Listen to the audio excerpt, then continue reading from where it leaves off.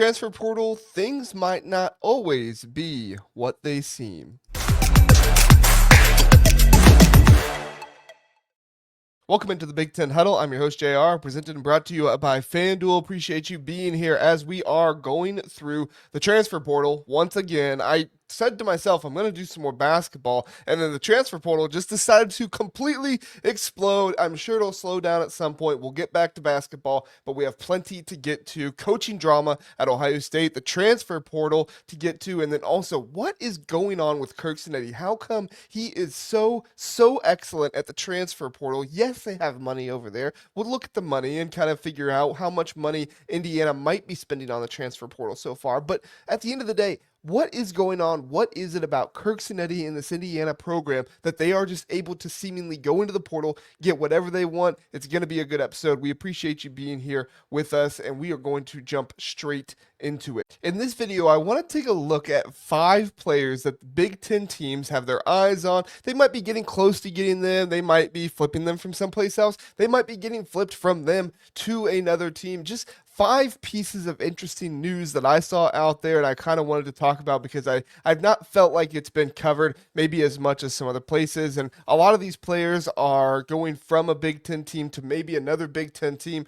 And so it's very interesting stuff. And so I do want to talk about them. I want to revisit Chaz Coleman, the Penn State pass rusher. Now, Penn State fans, don't go anywhere, okay? I've got a couple players we're going to talk about for you going to your program possibly, so stick with me, all right? But Chaz Coleman, Ohio State, very much wanting to go after Chaz Coleman. He's a fantastic pass rusher. Let me bring up his PFF stats over here, and you guys can see just how fantastic of a pass rusher he is once you look at this kind of stuff. All right, so once you see Chaz Coleman's stats over here, yes, his PFF grade, not always the best thing in the world, but when you look at these pressures and how he was able to get after the quarterback, Ohio State, he had 3 pressures in that game. Obviously, FIU, Nevada did a really good job in those games, but if you go to the I go up here to pass rush. I'm on defense. Oh, pass rush isn't there. Anyway, but he's a very good pass rusher. He racked up a good amount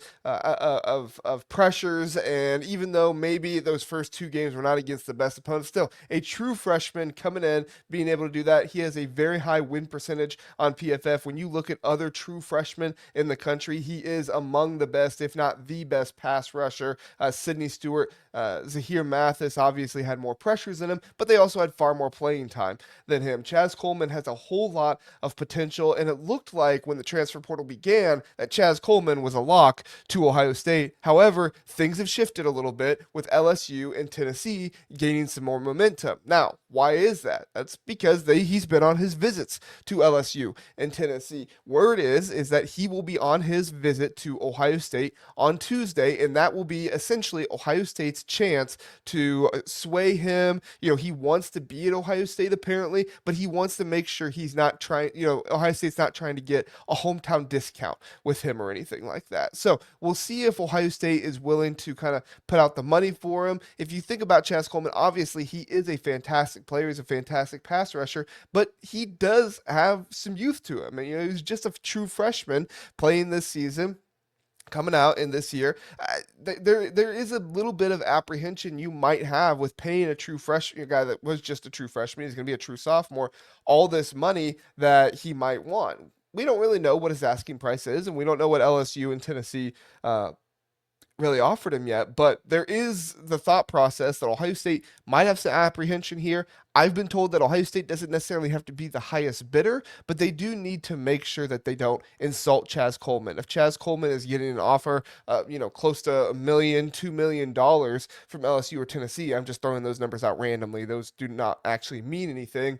Then he wants Ohio State to be at least in that range. He doesn't want to feel like Ohio State's trying to get him at a discount, which any of us can totally understand. At the end of the day, this is on Ohio State. How much do they value Chaz Coleman? How much do they want to spend to bring him in? They have some other good guys on their team, young guys, but a lot of this hinges on where do they feel like they're at with edge rusher Kenyatta Jackson. And if they feel like Kenyatta Jackson's going to come back for his final year of eligibility, they probably are not going to offer Chaz Coleman as much, but if they feel like Kenyatta Jackson most likely going to move on, then I think that you would see them, kind of make that offer that is very competitive, if not more than what LSU and Tennessee are asking. I don't think they'll do more, but you never know. Ohio State gets really aggressive sometimes for certain kind of players, and we'll see what happens here. The next one that I want to talk about is actually former Ohio State wide receiver, I believe he's a 5-star. If I go to the recruiting, no, he was a 3-star for on 3. He was a 4-star for 247. I read somewhere he's a 5-star. That's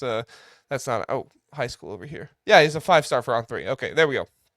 He was a 5-star with on 3, very, very highly coveted player in the portal. He is the number 28 wide receiver, 123 nationally. So maybe not the most highly coveted wide receiver out there. He's not like a top 20 guy, but everybody needs wide receivers this day and age in college football. And for Noah Rogers to be available and to be somebody that could go out and make a difference for a team would be really special for them. Sounds like Penn State is very much so interested in the Noah Rogers race. He obviously played at Ohio State for 1 year, went to NC State, played there the past 2 years, had 437 yards this year, 474 yards his first year playing there at NC State. Did not do much at Ohio State. I don't even think he got on the field, it looks like. Well, he had PFF grade. He had 4 snaps. So it wasn't targeted, but he did have 4 snaps. So obviously he still has a red shirt there, because as long as you don't play in more than 4 games, you have a red shirt. But yeah, Noah Rogers, I think, would be a really good addition for Penn State. Sounds like he is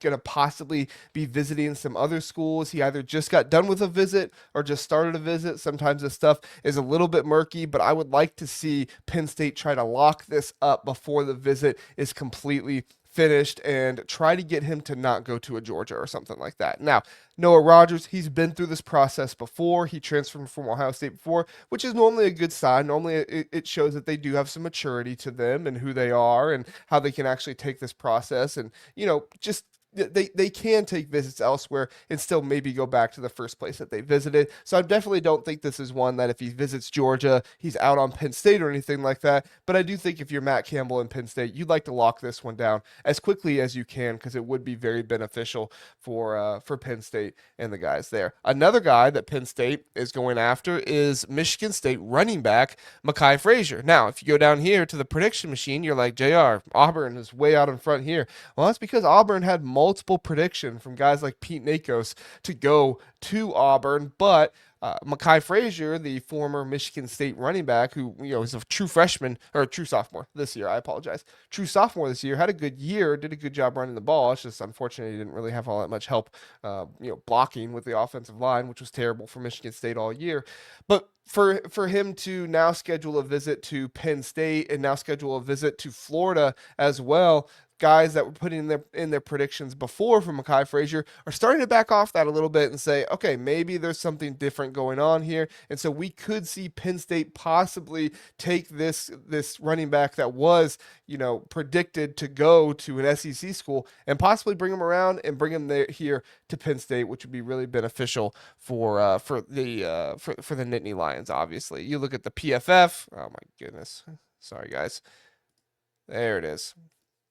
You look at the PFF here, good runner this season, had over 500 yards rushing, only 2 touchdowns rushing, so it wasn't necessarily, the gaudiest stats in the world or anything like that, but he was a good runner. He had over 7 yards per carry against Michigan, and that's no joke of a run defense there. Over 4 yards per carry in multiple games, and over 7 yards per carry against Western Michigan. Still a true sophomore, and like I said, didn't have a whole lot of help in run blocking and things like that, so that's something I'm not going to give him a whole lot of crap for, but obviously it looks like Penn State wants to find another running back to go with Carson there as most likely the starting running back who's transferring him from Iowa State. They want to find another running back. Could be Makai Frazier. Could be James Peoples. Sounds like they're interested in James Peoples as well. We'll see what happens there, but I do think Penn State is going to get a talented back because it does seem like Matt Campbell is prioritizing that right now. And if Matt Campbell is prioritizing it, it's a pretty safe bet. It might just happen. Another one to bring up here is Trent Wilson, former James Madison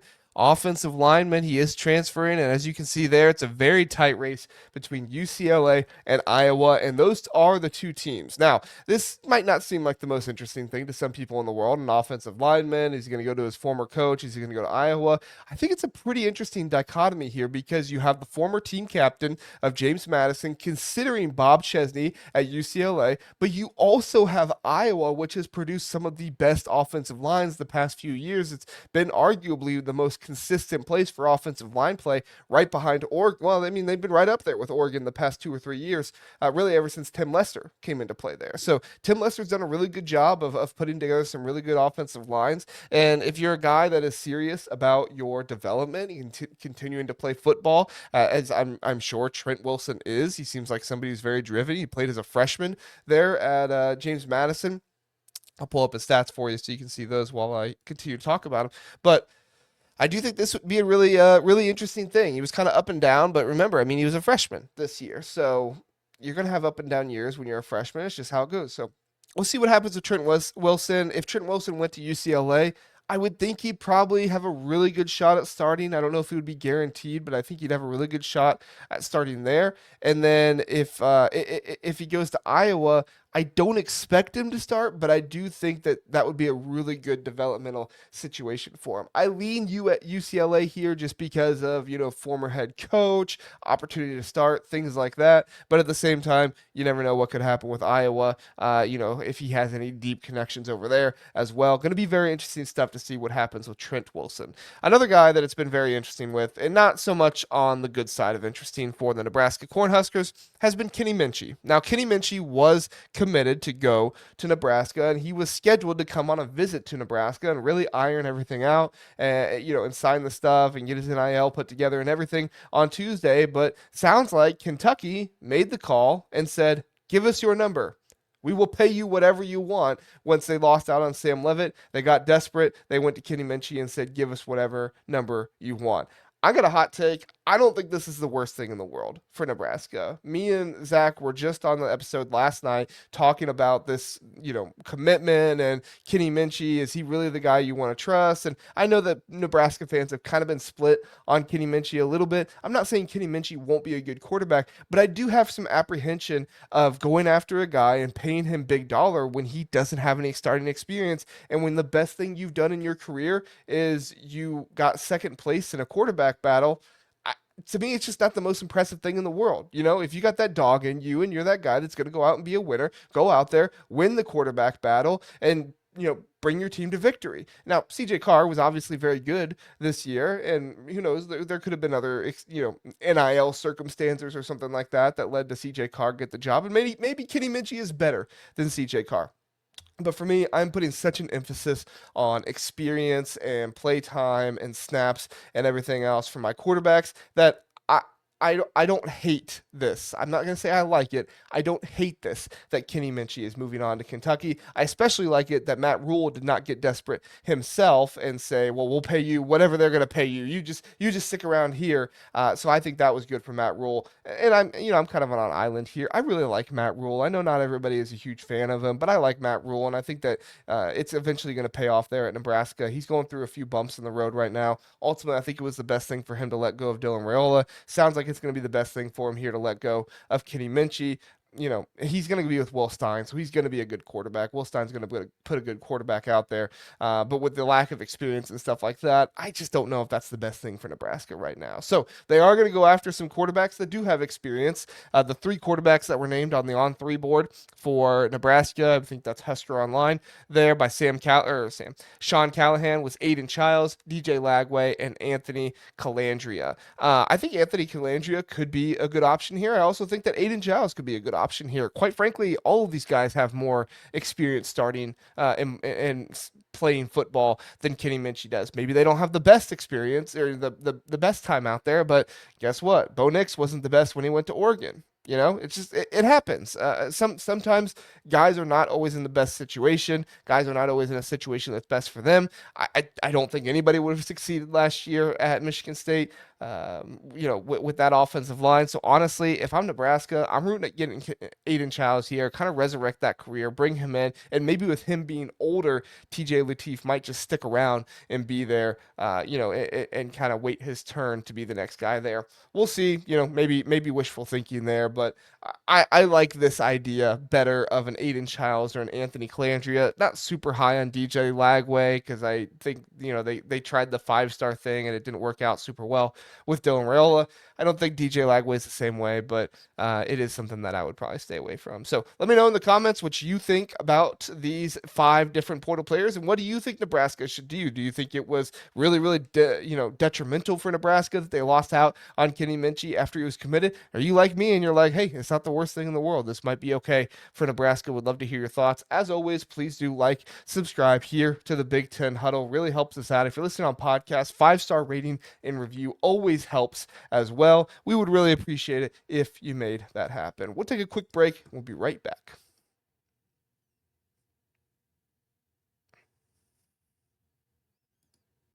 Oh boy, drama at Ohio State with their coaching situation right now. I'm not talking about Ryan Day.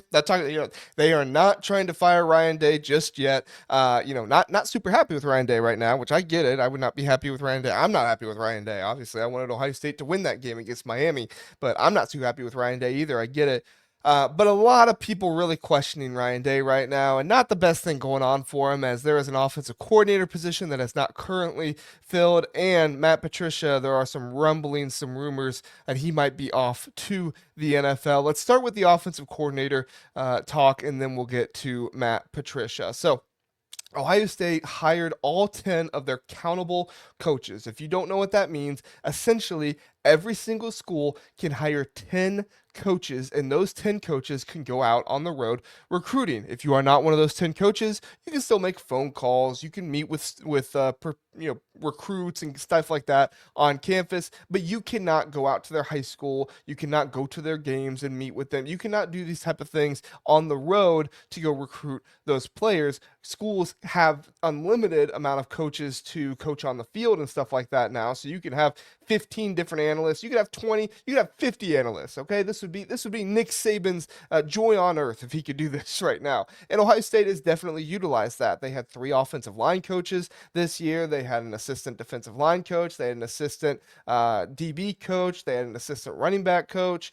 They had an assistant wide receiver coach. I mean, almost every single position had an assistant coach on their staff, and most of them, were not called analysts. They were called assistant, wide receiver assistant, whatever it might be. And so there is a possibility here that Ohio State could still go outside and hire somebody who just doesn't have recruiting responsibilities. If they chose not to do that and they chose to make one of the 10 accountable guys, then you're looking at a guy like Keenan Bailey, Billy Fessler, or Tyler Bowen, who they all have experience as either offensive coordinators or co-offensive coordinators, but really not enough for this Ohio State offense that really struggled in the final 2 games of the season and struggled in the first game of the season against Texas. A lot of chatter about how they just didn't want to push Julian Sayin and stuff like that, and that makes sense, but it wasn't the one. Julian Sayin wasn't the one messing up in that game. It was some of the wide receivers, the tight ends, drops and stuff like that were really getting to him. So, I think it's fair to say that the offense for Ohio State struggled against Texas. I don't think it was a bad struggle, but nonetheless, it was not up to the standard many people had because of some of the issues they had moving the ball downfield. Anyway, we don't need to talk about Texas. That season's over for Ohio State. All I'm saying is that Ohio State needs to go outside of their coaching staff to go make this hire for the offensive coordinator position, and it looks like they're probably going to do that, and I think that Ohio State is going to be going after an NFL coach, and that's probably one of the perks that they have of not recruiting, right? They can bring in an NFL, former head coach, former offensive coordinator, and say, look, you don't have to go out on the road and recruit. We know that NFL guys don't like to do this, but what you can do is you can come here and you can just draw up plays, run the offense, and be the head coach of the offense for, all the staff guys that you got. You got young guys on this offensive coaching staff who need a whole lot of leadership. It worked out really well with Chip Kelly 2 years ago. Of course, Chip Kelly at Northwestern now, but it didn't always work out super well under Brian Hartline. And that's not, to bash Brian Hartline. He deserved to get that offensive coordinator job at Ohio State, but there were definitely some issues with the offense this season that, maybe a more seasoned offensive coordinator would have had an easier time correcting. So Ohio State, with it just being Black Monday in the NFL, with, coaches being fired and all that kind of stuff, I think you're going to see Ohio State make an aggressive move toward one of these coaches that was either fired. Maybe they have questions about them. Maybe they're not getting fired. And then you're also looking at maybe somebody who their head coach was fired and they might not have anywhere to go. So my list of guys right now, and I guess I should say this as well, I think Ohio State's going to go after somebody who doesn't just have college NFL experience, but also has college experience as well. I think that's going to be a key thing for Ryan Day, especially with them coming in and needing to run an offense in college that does, have some more tempo and stuff to it that is more friendly to the college game. I think you could see them take a look at Tommy Rees, who has experience at Notre Dame, Alabama. He's been the tight end coach at the Browns, and then he moved up into that offensive coordinator role there. Kevin Stefanski was just fired, so we'll see. Tommy Rees might be looking for a job, and so Ohio State might make sense there. I have some reservations there because it sounds like Tommy Rees has kind of been trying to be everywhere. So honestly, it would surprise me if Tommy Rees is the guy there. But at the same time, I was also surprised when Matt Patricia was the guy at Ohio State for the defensive coordinator role. So, maybe I should expect it now at this point. But you gotta have some other guys. Zach Robinson, the former Falcons offensive coordinator. Press Taylor, he's the Bears passing game coordinator. He has a pretty good reputation. Brian Daboll obviously has been mentioned a lot. I don't think it'll be him. Kevin Stefanski, and then JT Barrett, the quarterback coach, former quarterback for Ohio State, the quarterback coach for the Lions. Those guys don't have college experience though, so I don't think that's going to happen. The guy that I'm going to have my eyes on is Todd Monken over there, the Ravens offensive coordinator. Not been a great year for the Ravens. Fans are kind of split. Some people really don't like Todd Monken. Some people are really happy with Todd Monken, and they're just saying it was a bad year, bad injuries. Lamar Jackson just had his worst year in the NFL, maybe besides his rookie year. His rookie year might have been worse. I don't recall. I don't follow the NFL all that close. I just, see what I see. But he also had his best year in the NFL under Todd Monken. So a lot of thought process there. What might happen? John Harbaugh, there's some questions if he is going to come back. Todd Monken obviously won a national championship at Georgia. If Ohio State did hire Todd Monken, I would have a whole lot of confidence in this Ohio State team again. Not to say I don't have confidence in them now, but I don't have as much confidence in them after they won the national championship. So we'll see what happens here. Right now, I think Todd Monken's probably the most likely one if they can sway him to come over. He's making about $3 million a year right now in the NFL. Ohio State has paid more than that, or has Ohio State offered about that much to Jim Knowles when he was going over to Penn State. So if they offered that to Jim Knowles and they think that this offensive coordinator could be exactly what they need, they could offer that again. But we'll definitely see what happens here. Even if it's not Monken, even if it's not Tommy Rees, I do expect Ohio State to go after somebody with NFL experience, just because Ryan Day does seem to value that a lot. On the other side of the ball, defensive coordinator Matt Patricia.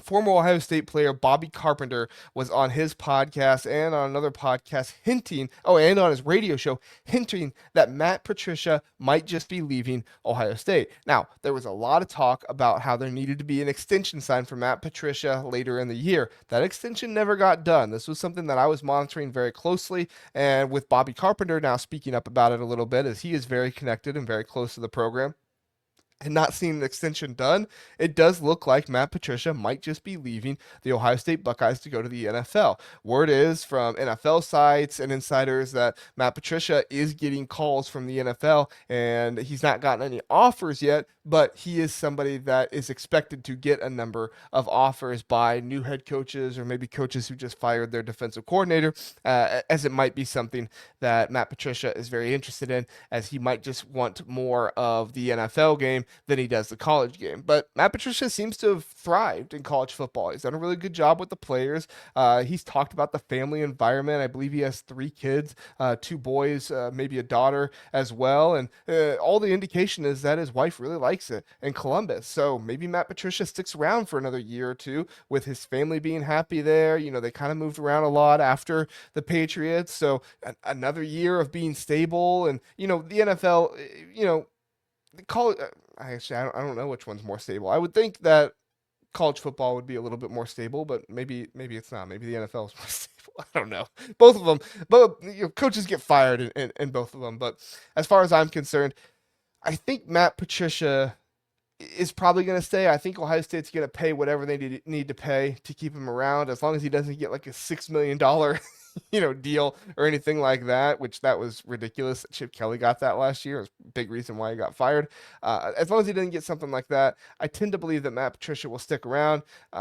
It sounds like Ohio State is willing to pay whatever they need to match an NFL offer to keep him around for at least one more season, and we'll see what happens after that. The thing that has a lot of Ohio State fans buzzing right now is the post that Matt Patricia put out. He put this out on Instagram. It says 2 hours ago. That wasn't when I took this. This was, I think, about 3 o'clock when I took this. So this probably went out around 1, 2 o'clock when that actually happened. So Matt Patricia just, thanking Buckeye Nation for the season, kind of reflecting a little bit. And some Ohio State fans are taking this as, always saying goodbye. He got an offer. He got something.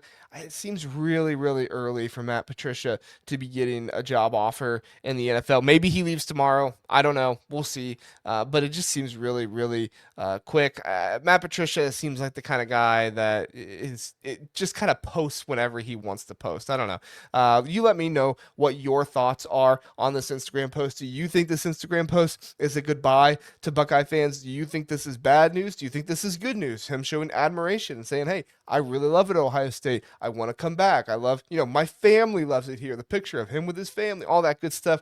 Let me know what you think in the comment section. If I had to guess right now, I'm probably 55% that Matt Patricia stays. But I'll be honest, this Instagram post did sway me a little bit. I was probably 65%, and then I saw this post, and this brought it down a little bit. So let me know your comments, what you think is going to happen with Matt Patricia. Let me know what you think is going to happen with the offensive coordinator position for Ohio State. Are Ohio State fans just dreaming for Todd Monken, or is it something that's going to happen, or are they going to be stuck with Tommy Rees? Oh my! If they're stuck with Tommy Rees, yeah, you can look for a really bad offseason. Of Ohio State. Not a really bad offseason. Ohio State fans being very upset in the offseason, I think. Most people came around on Matt Patricia a little bit. I don't think there's going to be many people that come around on Tommy Rees. So thanks for watching this one. We're going to take a quick break, and we'll come back with our final segment about Curt Cignetti.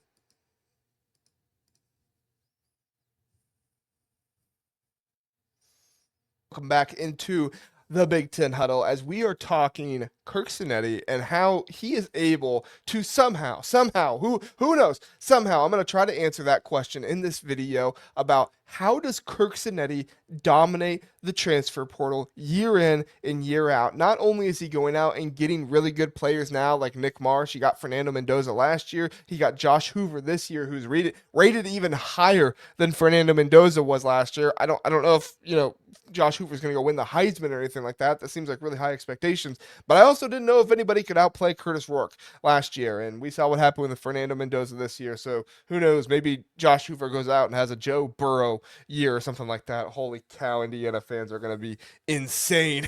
If that happens, honestly, I will grab my popcorn and watch it happen, because some of these Indiana fans are just really, really entertaining on Twitter and stuff like that. Not all of them. Some of them are taking it a little far, but most of them are just really, really entertaining and fun to watch. And it's a fan base that is experiencing, success in football for really the first time ever, and a lot of them kind of acknowledge it. Anyway, we're talking about the fans here. We need to talk about Curt Cignetti, the Portal King, as I titled him on the previous episode when we were talking about Nick Marsh. I had some more thoughts about Curt Cignetti and how he is developing as a coach and really kind of evolving the transfer portal and giving this blueprint for so many other coaches to go out here. One of the things that Curt Cignetti does so well is he goes after older players, especially on the line of scrimmage. He's not really wasting his time with 19, 20-year-olds on the line of scrimmage. He's going after 22, 23, sometimes 24-year-olds there. He just got a 7th-year safety out of Wisconsin, Preston Zachman. Now, I know he's not on the line of scrimmage, but still, a safety back there, somebody with that kind of intelligence, that kind of a playing experience to come in, it's going to be huge for them to have that. Nick Marsh is not the oldest guy out there, but he's definitely a super talented guy. So you can't say that this team isn't going to have talent or anything like that. Curt Cignetti is doing a wonderful job of being able to balance going out and get older players and also going out and getting young talented players as well who are going to do a good job. They're going to make it into the league. Nick Marsh is going to be drafted very highly. If it's any indication what Elijah Surratt and the other guys have turned into there at Indiana, Nick Marsh is going to be just fine. He's going to get drafted pretty highly. So I have 3 things, really 4 things. We'll get to the 4th one last, obviously. But 3 things that I think is why Curt Cignetti, that I've kind of observed and read about and thought through on why Curt Cignetti is so impactful in the transfer portal. And number 1 is that Curt Cignetti is not the type of guy to wait around. He was talking about it in his press conference before the Peach Bowl game with Dan Lanning and how, everybody's heard the quote of, it's taking away time from my prep and everything else. But really what I think Curt Cignetti gets at a lot, and it sounds like something, it's not just something he's doing this year, but he's done it in years past and before, is he only brings you in. He knows that Indiana right now is a commodity. Maybe the first year, not as much, but he knows Indiana is a very big commodity right now. It's something that a lot of players want to be a part of because not only do they see the success for the team, but they also see the incredible development. Somebody like Stephen Daly, who was just on Kent State last year, comes into Indiana and he leads the country in tackles for loss. After not even starting to begin the year. What a fantastic story. Teams, players see that kind of stuff and they say, I got to get to I got to get to Indiana. And Curt Cignetti is going to be very selective about what players he actually brings in for the visit. And he is not going to have them be players that leave him waiting around. He knows that Indiana is a commodity. He's turned Indiana into this large commodity, and he is going to tell players, look, if you're going to come on this visit, you're going to actually be serious. You're not getting any vacation trips here. You're not coming here to figure out, what does Indiana do well? What don't they do well?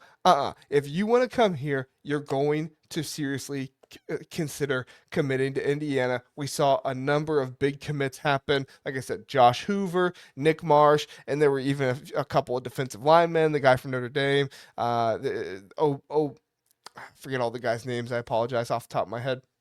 But a number of guys that committed right after that first try. We got it here. Joshua Burnham, Makai Jackson, or not Makai Jackson, he transferred out. Turbo Richard, Toby Osunami, number of guys that came in for visits, and they committed almost right away on those visits. They got Brock Schott as well. That's a huge addition for them. Guy that true freshman, went to Miami, maybe didn't have the impact he thought he was going to have this season, but a nice young player for Curt Cignetti to kind of have mold and really develop into exactly what they want there at the tight end position. Really, the only thing they need right now is offensive linemen, and I think one of the reasons why they haven't gone after any offensive linemen is there's not a ton of great offensive linemen in the portal right now. Maybe we'll see Cignetti, go after some more here soon, but they also have more depth back there on the offensive line room that I think some people give them credit for, and who knows, Carter Smith could come back as well. Number 2, why Curt Cignetti is so successful in the transfer portal is because Curt Cignetti has found a way to be the hard-nosed Saban type in an era where coaches have little power and players seem to have all the power. But even in this era with players having so much power, Curt Cignetti is still able to pull off this kind of Saban type of mystique, this kind of Saban type of leadership where he's super hard-nosed with his guys. He's gonna be very, very hard on his guys. He's gonna have really high standards for them, but at the same time, they're going to respond to them because they know how much he cares about them. They know how much they actually want to work and play for him. Some of that comes from, obviously being a very good head coach and getting Indiana to where they are. But other than that is also also just Indiana being a great program where he's bringing in the right kind of guys for that. He's bringing in guys who want to be coached hard, who want to come in and develop and be turned into something. And so really it's amazing selection by Curt Cignetti, but it's also just amazingness of his personality to be that Saban type of guy, to be able to be hard nosed, be hard on them, but also have them not feel like they are missing out in a player led era or anything like that. Because at the end of the day, Curt Cignetti is hard on them. He is working them, diligently because he wants them to be their best, and he knows that this is what has to happen for the team to be at their best. Final point, well, third point, and then I'll get to my final point. They aren't. Indiana is not going after 20 top 100 players in recruiting every single year or anything like that. They are bringing in mature players who love ball and don't get their egos in the way. Number one, you can get egos in the way. Number two, they're mature. And number three, you're not spending all this money on young players. You're bringing in older players who have that maturity, have gotten rid of that ego, and they just want to come in and they just want to play ball. They just want to develop into better players. And a lot of these guys, they see the end of their career coming up soon. You had guys like Chidi Obizar. He is going to be a redshirt junior next year. Joshua Burnham, he's going to be a redshirt senior next year. Turbo Richard, he's going to be a junior next year. Toby, that I mentioned, he's going to be a redshirt senior. Nick Marsh, he's going to be a junior. Preston Zachman, like I said, seventh-year player. Josh Hoover is going to be a redshirt senior next year. These are guys that are older, they're more mature, and they are going to be more willing to, number one, accept the coaching, and number two, not dilly-dally with the process. They're not going to go, oh, I got to go to this visit, who's going to give me the most money? That's not what they care about. They care about ball, they care about winning games, and that's why they're going to Indiana. It's a great job by Cignetti of not just picking players that are talented, but also picking players who are ready to come in, assimilate to the culture of development, zero ego, and working together for the team. And obviously, the last part of this, you're not able to do any of this without the money. Now, this is a tweet from a guy named J-Book. He's more of an Ohio State guy, but he does tweet national college football stuff from time to time. And he tweeted out these numbers that The Athletic or New York Times put as the cost of doing business in the portal this year, as he puts it. If you're listening on podcasts, I'll read them off for you. Quarterbacks are making anywhere from $1 million to $4 million. Sam Levitt and Brendan Sorsby made $5 million, so a little bit over there, but that's probably like a specialty type of player situation. Offensive tackles anywhere from $600K to $1.3 million. Pretty incredible when you think about you need 5 offensive linemen, and that's how much the tackles are making. The rest of the offensive line probably isn't far off. Running backs anywhere from $400K to $900K. Wide receivers anywhere from $500K to $1 million. Tight ends anywhere from $300K to $900K. Edge rushers, $500K to $2 million. I would not be surprised if Chaz Coleman is somebody that is looking at that $2 million range right now. Interior defensive linemen anywhere from $500K to $1.5 million. And then corners, $250K to $1 million, safeties $250K to $900K. And these numbers are not all that far off from what we've seen reported in years past, but it does remind you how much money Indiana has. I mean, I'm not saying that every single guy Indiana's brought in. I'm not saying that Preston Zachman came in saying I need $900,000 or anything like that. But when you do think about how much these players are costing for the team, it does remind you how much investment this Indiana program has, not just in Curt Cignetti and financially, and not just in the coaches, but also going out there to the portal, to the players, the donations from the fans, and everything else. And, if you're somebody out there that thinks that there's still a salary cap or anything like that in college football, there's not. It's a free-for-all. The biggest mistake that they ever made was they allowed the NIL groups or whatever they're called to go through the clearinghouse stuff. That was their biggest mistake, is when they let that happen, because that made it that you could really pay anybody anything, and the NIL clearinghouse couldn't do anything about it. So anyway, that's for another conversation. The conversation here is to point out how awesome Curt Cignetti is in the transfer portal. These are the 4 main reasons why I think he is so awesome. 3 of them being all about him. The last one being about the investment from the university and everything else. And that's not to take anything away from Curt Cignetti. That's just to say he has outstanding investment from his university that is really giving him a whole lot. The president, Pam forget what her last name is off the top of my head, but Pam, and then Scott Dolson, the athletic director there. They're doing a fantastic job, and it really goes to show how much Indiana is not just set up for success now, but set up for success in the future as well. So that's what I got for you in this episode of the Big Ten Huddle. Please do like, subscribe, 5-star rating, all that stuff. It really does help us out, and we greatly appreciate it. So thank you so much for listening to the Big Ten Huddle, and we'll see you next time.